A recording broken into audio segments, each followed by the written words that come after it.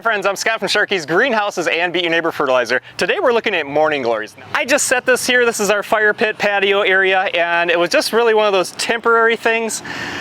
And then, you know, it attached itself to the deck and the railing, and it's gonna sit here until it's time for winter. So what I need to do is I need to transplant it into a bigger pot. And the reason I can tell is there are signs it's suffering. So, you know, remember with plants and flowers, they will tell you what's going on with them, and we really have to figure out. And when I look at the leaves, it's really suffering, and the reason is it drinks a lot of water. That's one of the things you really need to know about morning glories is it's best for them to be in the ground because they drink a lot of water, but I didn't want that. You know, I wanted it in just a pot. I did not want it to crawl along the ground and be here for the next 20 years. So you have to remember that about morning glories. You know, most of them are a perennial and they will seed themselves, and you'll find those little plants all over the place. So you really need to plan where you want your morning glories. So we're gonna get this transplanted into a bigger pot. And I'm going from about a 12-inch pot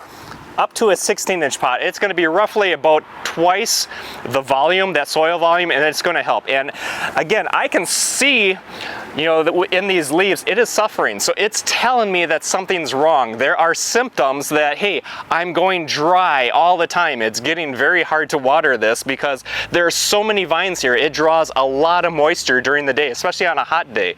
So I'm going to go ahead and I'm going to transplant this into this pot. But here's the tricky part. It's attached, and there's going to be very little movement for me, so I'm going to have to pull this apart and get this into the pot. So how I've prepped here is I've already filled this up with some good soil, and I'm going to just get this about halfway full with the soil, and I'm going to go ahead and move it in. So let's start this.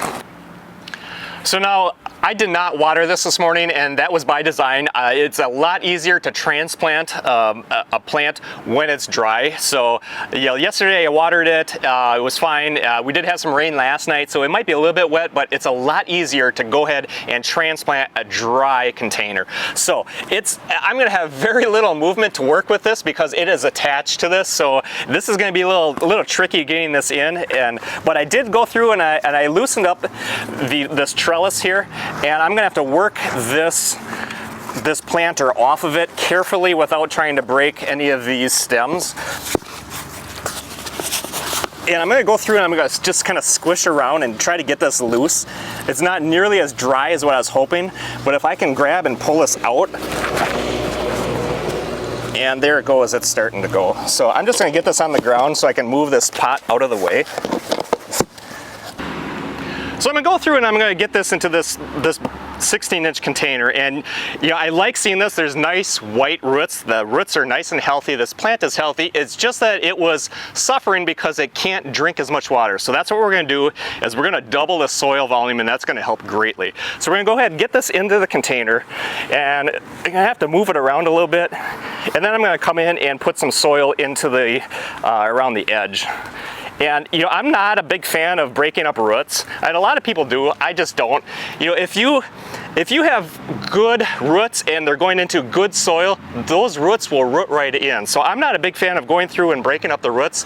It's just not something I do. I never need to do it because I know I'm putting it into good soil. It's going to root in. Okay, so we have this pretty close to where I want it, and I'm gonna go ahead and get it upright.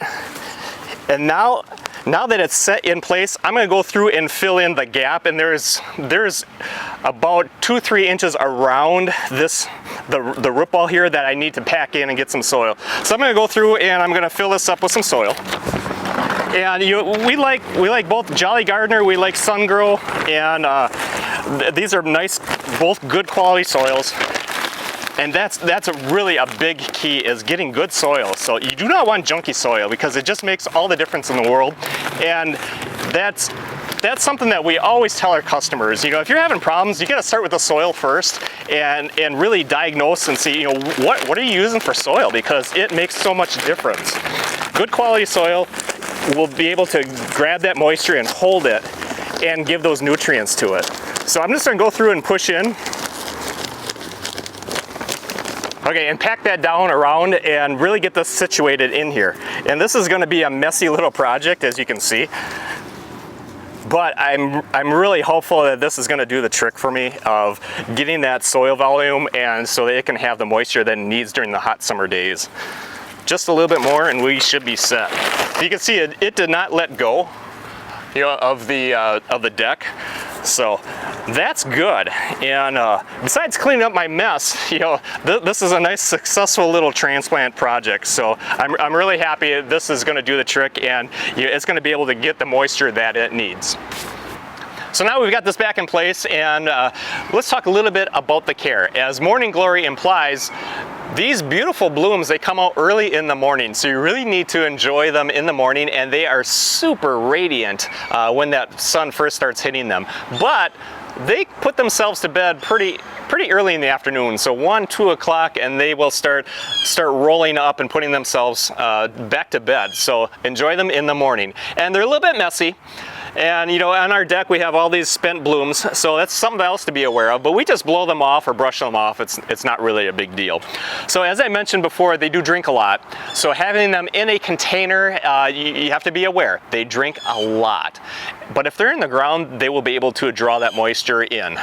Now, as far as fertilizing, they're not heavy feeders, so you don't need to fertilize once a week with the Beat Your Neighbor fertilizer. You can bump that out to once every 2 weeks or once every 3 weeks, or you can just use a weakened version of the Beat Your Neighbor fertilizer, like a half-strength dose. So, but that does help keep everything nice and lush and producing the blooms, but they're not real heavy feeders like petunias or calibrachoas. So enjoy them. They make a beautiful statement in your yard. You know, just be aware that they can really take over, so make sure you have the right place for them. You know, somewhere where they can climb and where you won't mind picking on them, because they will reseed themselves. You'll find morning glories crawling all over the place.